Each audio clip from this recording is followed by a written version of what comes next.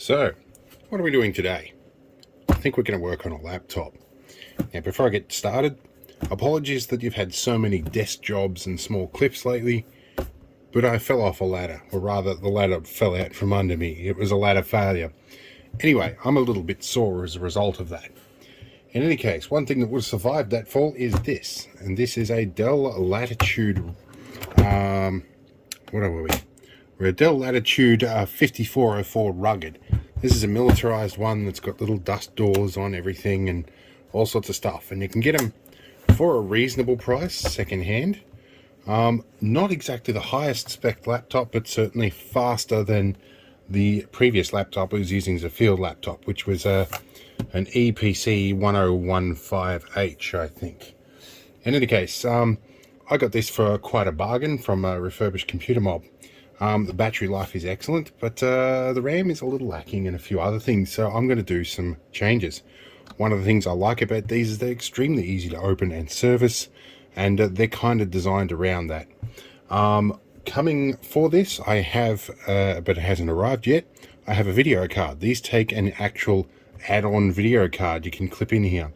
And you got to change the heatsink over to a slightly different style, but I've got one of them coming as well.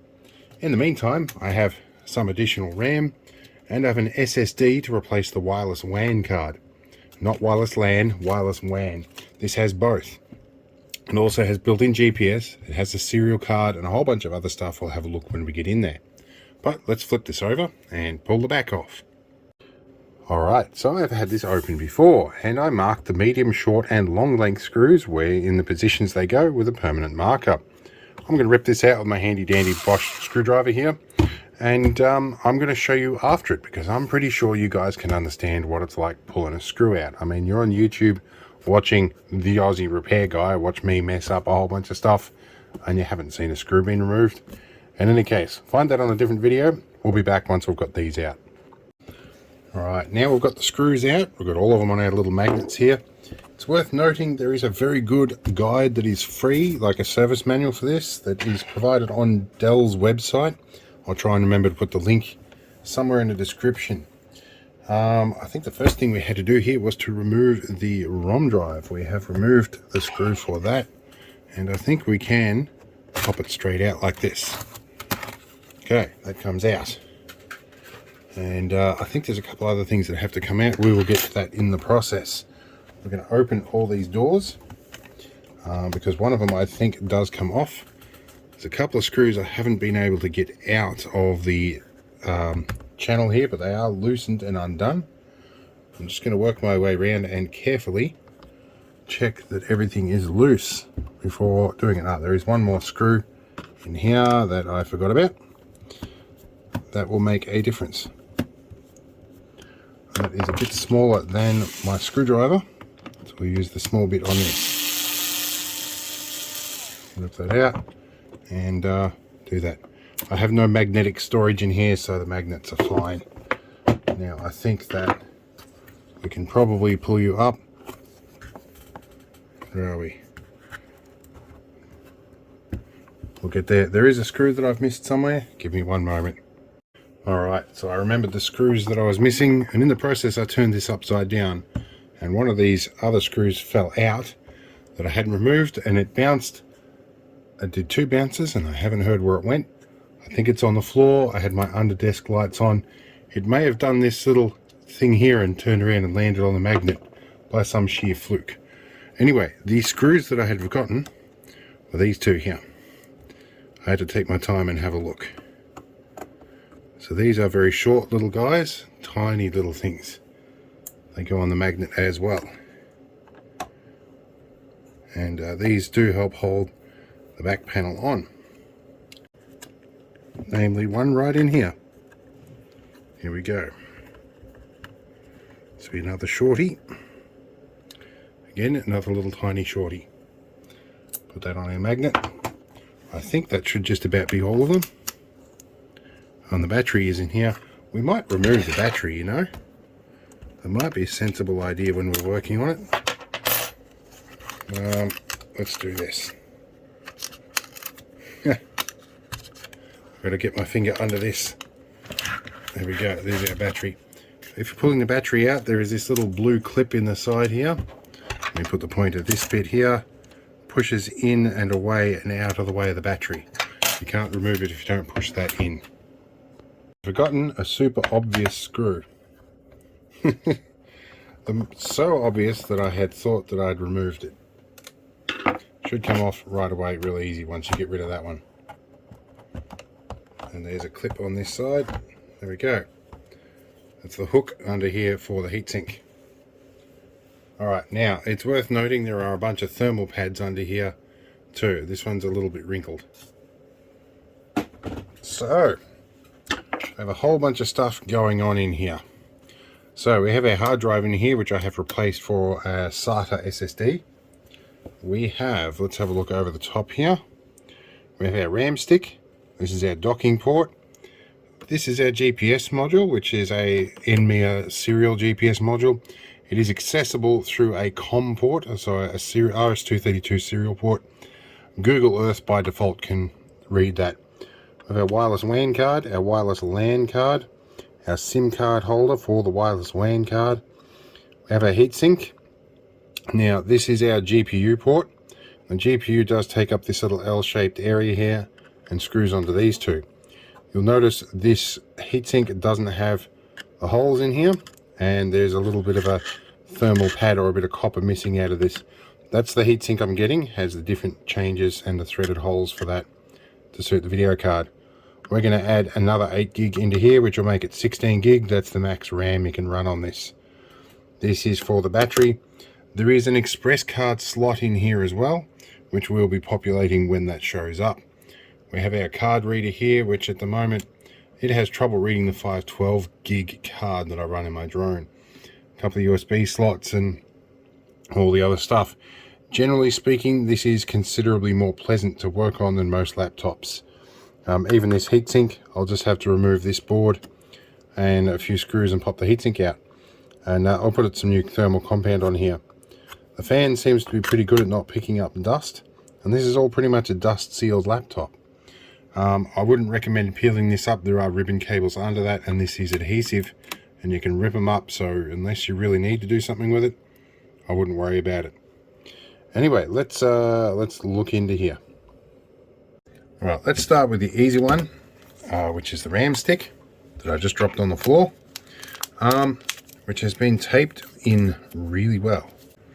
And this one will go in that way, and this is basically identical to the other one that's in here, which is PC3L 12800S. So it's basically DDR3, I think, off memory. So a bit behind the times. Now with these, I find sometimes if these have never been used, these little locks here need to be persuaded out a little bit before you can just push them in. There goes one click. There goes the other click. That was that one. Tube in that slot tightly.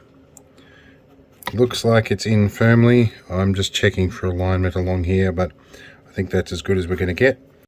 So let's have a look at our SSD. We bought a $30 SSD to try this out as an experiment. This is a 128 gig SSD. Can we get good focus on that? Maybe not.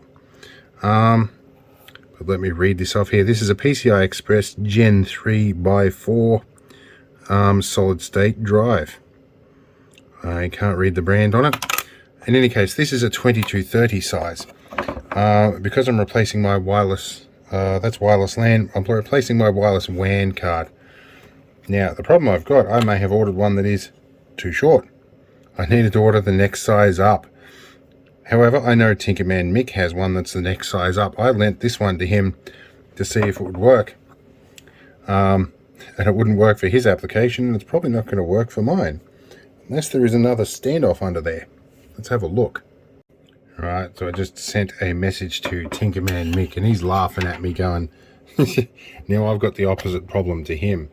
Alright, so my plans are a bit blown out of the water at the moment for fitting a mini PCI Express SSD in here. Unless I replace the wireless LAN card, which I'm not really prepared to do. But let's take a look at this by comparison. So this looks to be Mini PCI Express. And let's just check that it fits the slot. It does not. Okay, so there is a second slot in there. It doesn't fit either of them. So, yeah. I'm going to take a couple of photos real quick. Alright, so that blows out of the water. My plans are fitting an SSD into this, but that was purely just to see what I could make this machine do and how far I could push it. Alright, so I've been doing a little bit of reading up, because I am, to be honest, relatively new to Mini PCI Express and these NVMe SSDs anyway. But what I have just learnt in this endeavour is there are different keyings.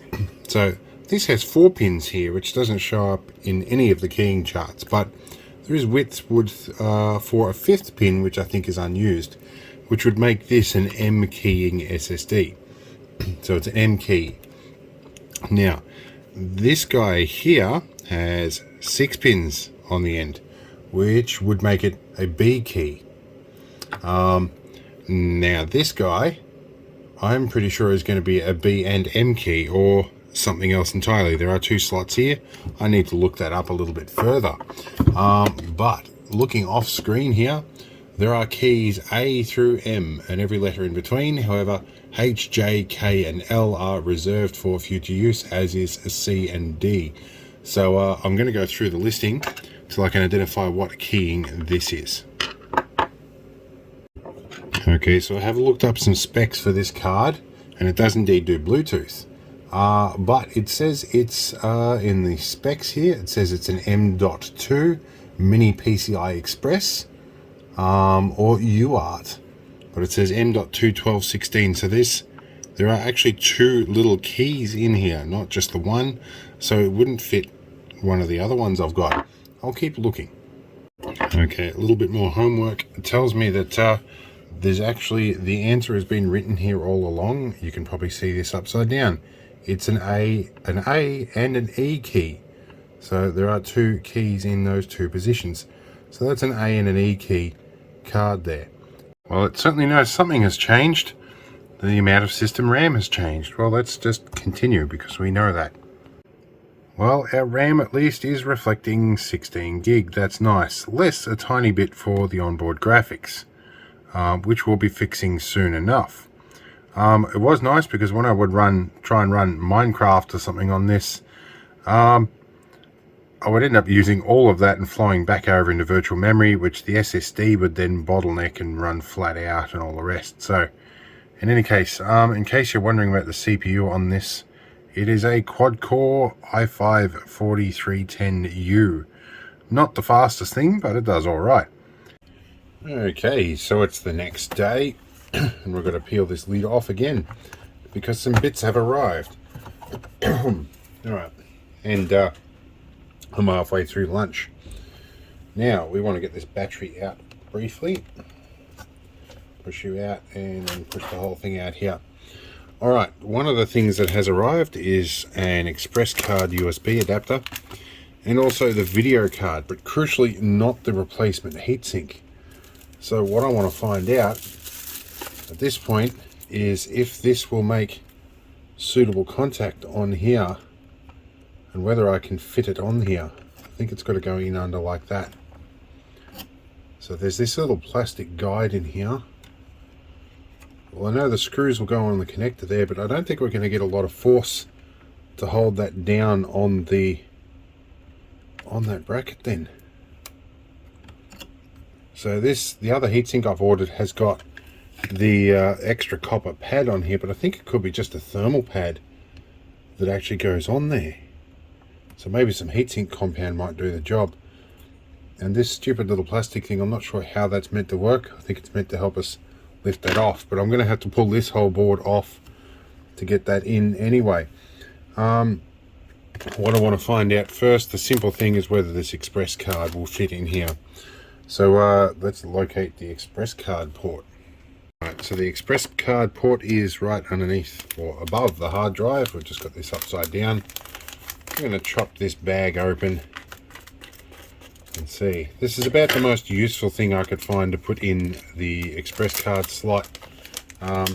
This apparently is compatible with PCI Express. Oh, sorry, not PCI Express. PCMCIA. This is a 54mm express card slot apparently. Let's see.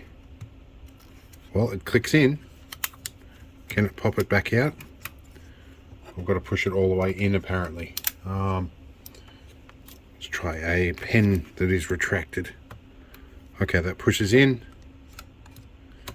And that can eject it apparently. But it doesn't pop out very well. So I guess we can push it in. I may have put it in the wrong way around. That's going to be fun. I'll see if it goes in the other way around. Alright, so I appear to have been misinformed. This is definitely an express card. But looking down the port in here with the torch, I appear to have got the PCMCIA variant, which we can probably almost see down there. I'm not sure if you can with that stupid plastic thing in the way. Let's see if I can get that out of the way. And we'll have a look way down there. Anyway, there is a row of pins all the way across. Clearly PCMCIA, not express card. That's annoying, but that's a fairly quick thing to fix.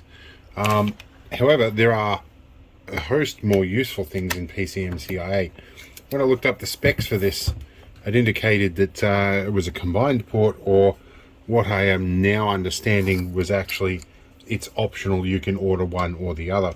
There wasn't much way to determine the difference. So we're down to the most important bit, which is the video card. It's going to be fun without the different heatsink and without these bits having the screw boss in them, although given my bit of ingenuity I can probably make that work. So I'm going to try and fit this in here and see what it's like, and I have to take off in about half an hour anyway, so this might not get done for another day, but we'll see how we go.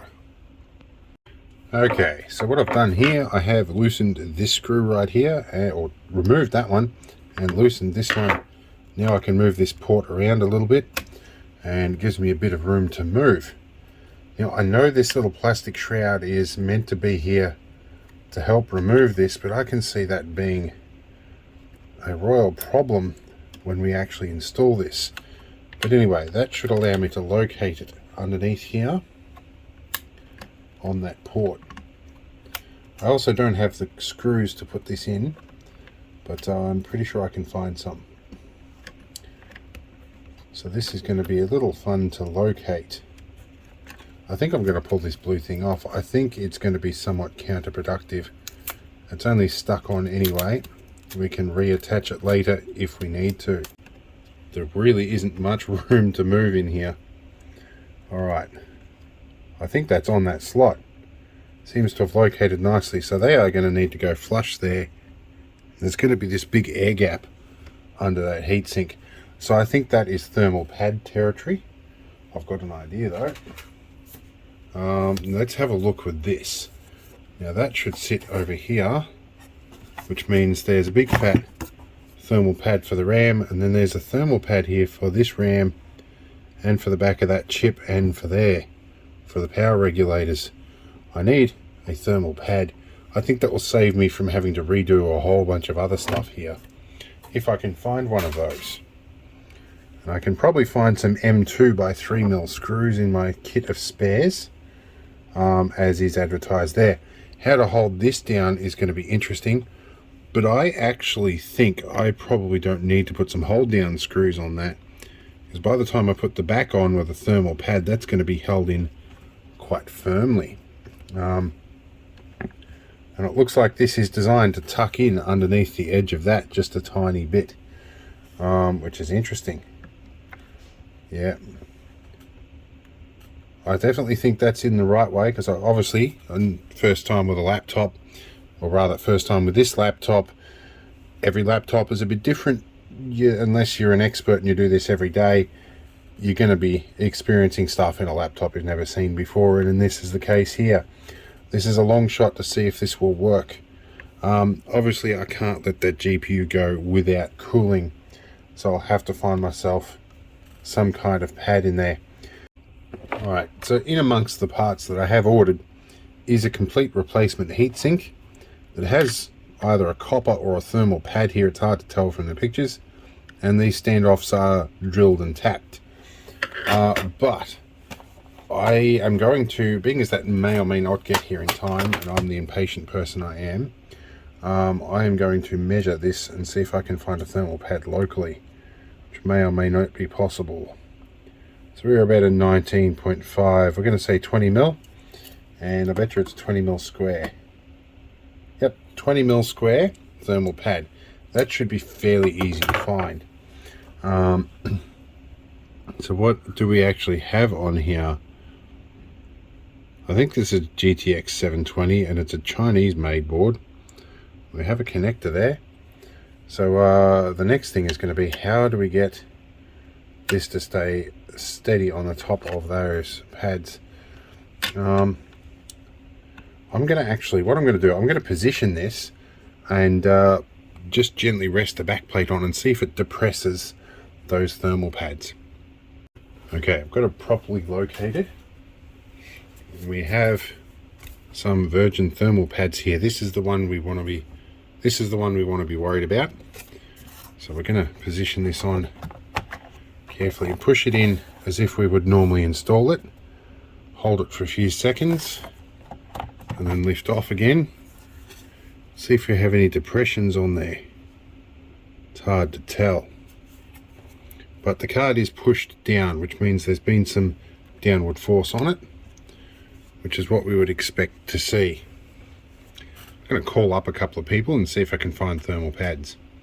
Alright, so my local electronics store doesn't have thermal pads in stock, but I did find this old router board unit. It has a mini PCI Express or something Huawei thing in here, and there's a thermal pad under that I think I can use. This one was damaged beyond repair or something. It just didn't work anymore. So yeah, we're going to rip the thermal pad off this. And interestingly, the screws that have just come off this are the right size for this. Although this sort of length here, this standoff is a bit small. In any case, we'll rip this off.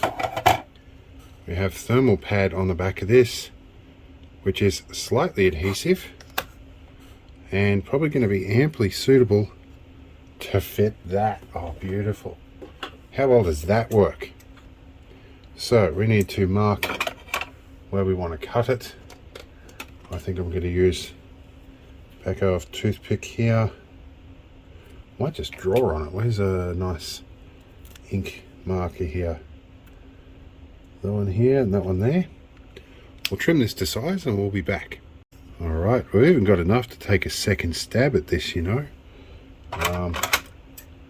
Plenty of thermal pad material in this. Trim you off. That's going to fit perfectly in there. I reckon I might not need to even drill these out.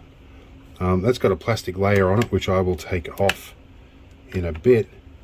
But I reckon by the time we fit this, that is going to sandwich very firmly between those two. Let's get rid of that. And see here. Turn this around. I reckon I don't need those extra screws by the time I screw this in. Yeah, that's going to be ample pressure to hold those two things on that heatsink. I think that's going to work just fine. Now, it's an M2x3 in here. Before I put that in, I'll do it up gently to see that is going to thread in just right. Alright, so those two screws will be handy. The other one is a bit longer. I may not need it.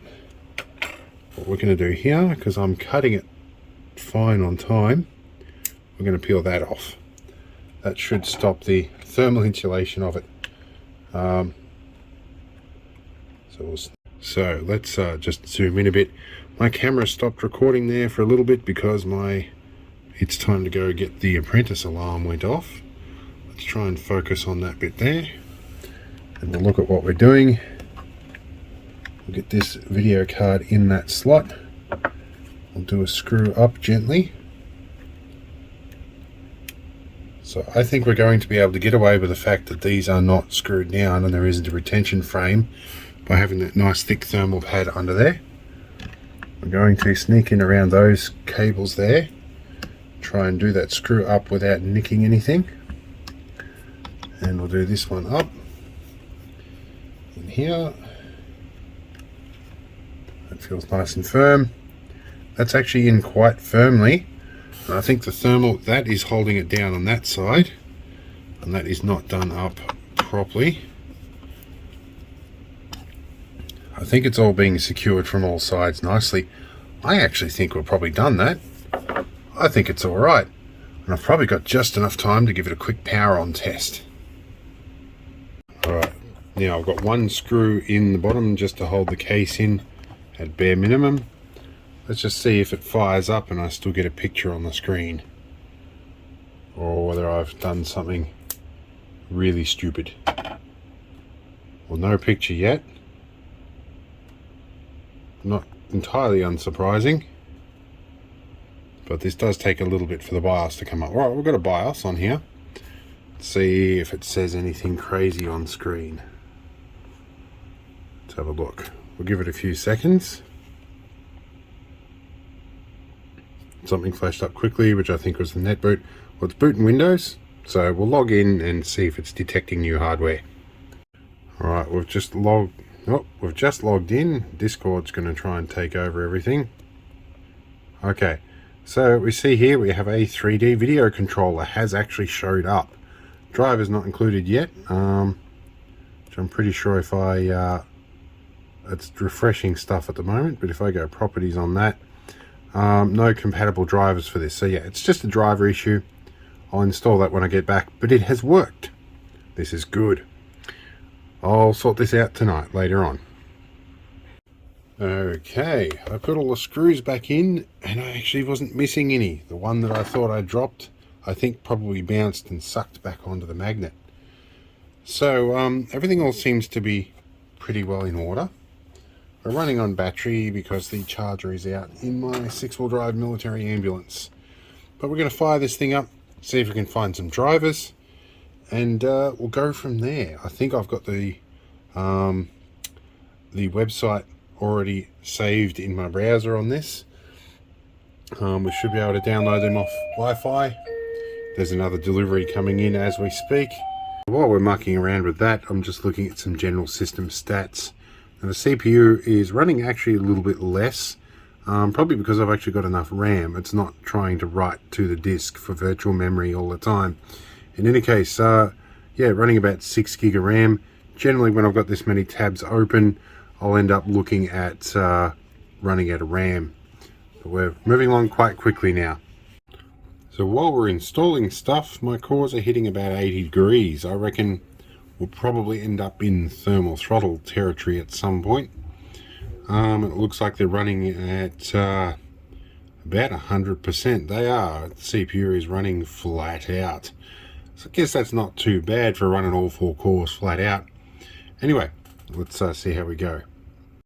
So I worked out why the CPU was going flat out. My virus scanner, which is Immunet, uses Cisco Secure Endpoint, is going ballistic, probably trying to check all the files that driver install program is using. Immunet's known for getting a lot of false positives, but it generally doesn't tend to let things through too often. Alright, and now we can see we have an NVIDIA GeForce 720M installed. Okay, that's good. Bluetooth seems to be working too. Got our drivers sorted. Let's look at our task manager. See if that now shows a GPU. Alright, this is looking good. And it's showing 8 gig shared GPU, 2 gig dedicated. I'm not sure how that works. Whereas here it shows 128 meg and 2 gig shared. Something's interesting there. I thought it was only a 2 gig card, although that would be probably up to there. It's just decided to share up to 8 gig of RAM. I guess because I've got more RAM in here. Alright, let's run it over a test.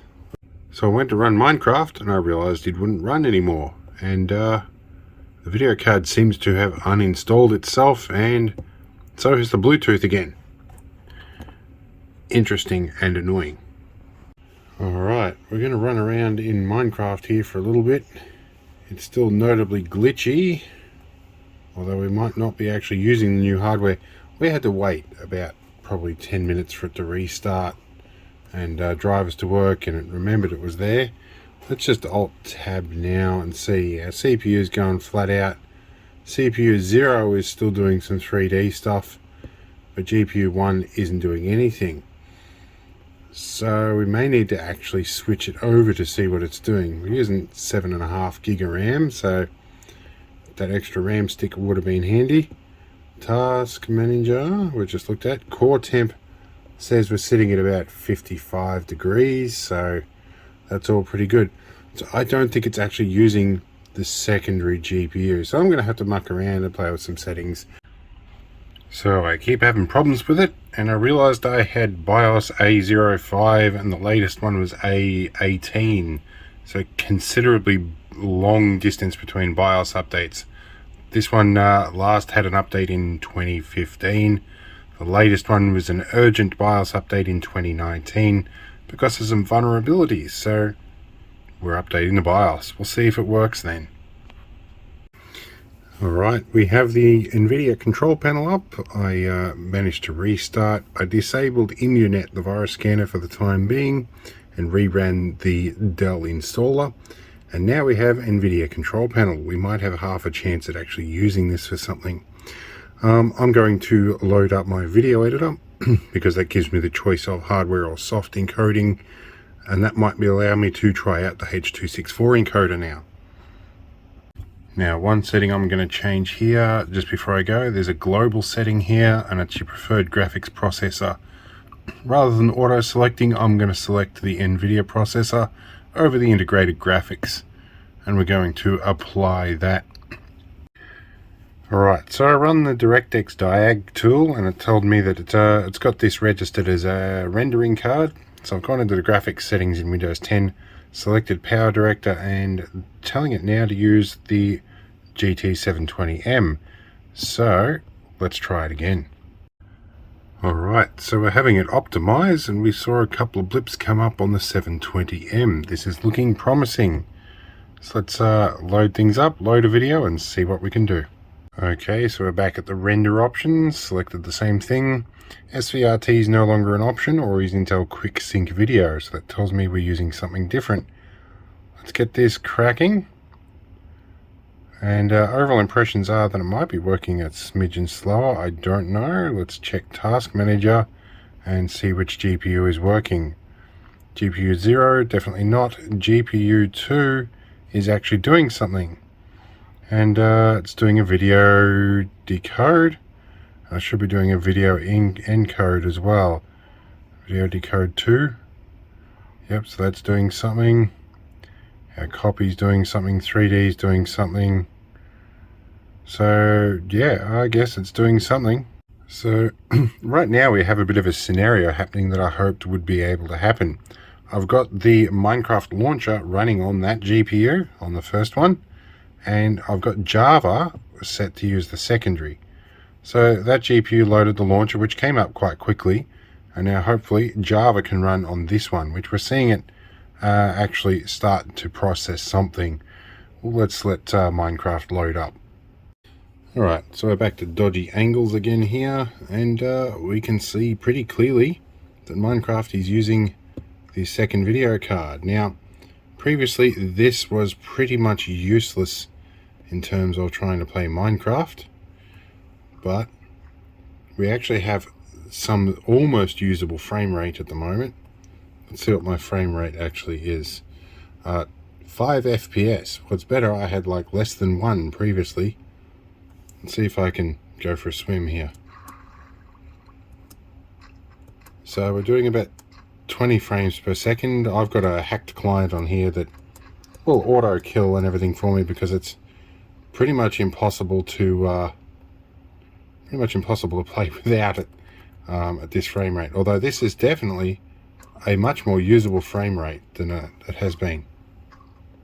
I haven't taken pigs off the no-kill list. Anyway, well, okay, so look, 20 frames is certainly better than 1. It's considerably more useful. Alright, so I took a screenshot of Task Manager when I was running Minecraft previously. and we can see that all 4 cores were maxed out. Now we're not working too hard. Let's move around a little bit just to make all things equal. Move around a bit here. Let's go back to our task manager. Our CPU is not working anywhere near as hard, whereas previously it was running flat out, and my memory was nearly full, and disk, because I've got an SSD, wasn't doing much, so that's all right. Compared to now, which is in task manager, I've got plenty of headroom in the RAM. CPU is running much more quietly, which is probably not pumping so much heat into the shared heatsink that the GPU is in. The GPU seems to be running actually quite cool and not working very hard at all, at least from what I can tell from them graphs. Now I had one other thing in here. Let me find that other screenshot. Alright, and we can see here the comparison with the GPU previously. Nothing really special was able to be engaged by the GPU, which I think meant that it was running soft rendering. So there was really no 3D acceleration at all in that video card. Whereas now we have a video card that is actually really doing something, and I think the 3D engine in this is probably doing the job. I've got Minecraft on this set down to the absolute thinnest graphic settings that I can run it on. So I'm not surprised that it's not working too hard with that. There's not much else. I've got all the other options shown in here. So I think we're working pretty well. A utilization of 13%. So I think that solved a lot of our problems. In any case, I think we have had some success. This card is going to work. Now, I use this as my field laptop, not my full-time video editing laptop, so I edit the occasional video on this like a short. But when a short takes 16 hours to process, and you're in, and I'm on solar power or running on shore power or directly off batteries in some cases in that ambulance, 16 hours is a fairly big commitment. So yeah, if I can get that out a little bit quicker, it helps. For anything bigger, I bring home to my Ryzen 9 3950X. So yeah, I'm probably going to process this video on this as a bit of an exercise in testing how it will function. But yeah, hopefully this was handy for you. Unfortunately, I'm going to have to find an M-type SSD to fit this, and I'm going to have to find a PCMCIA card because of me just not probably checking very carefully on those things. But they're incidental. I don't really need those things. It's just because I want to see how much I can make this thing do. The primary thing I needed to do was get this graphics card working. It does. Yes, the thermal solution might not be ideal, but we'll see what happens when that other heatsink shows up. For now, I'm going to call it quits, and this video has been plenty long enough. So I hope you found it fun, and I have gone contrary to Tinkerman Mick's suggestion. He suggested I chop this up into short sections on each individual thing, but as it turned out, the individual things didn't work together, so you've got it all in one lump video. I'm on desk duty because of falling off a ladder, so this is what I'm doing for the time being till I heal up and get back into the better videos. So I'll see you later. Have fun and discuss in the comments, I guess. I'm sure somebody will dig this up. You guys always find my videos from Google, so see you later.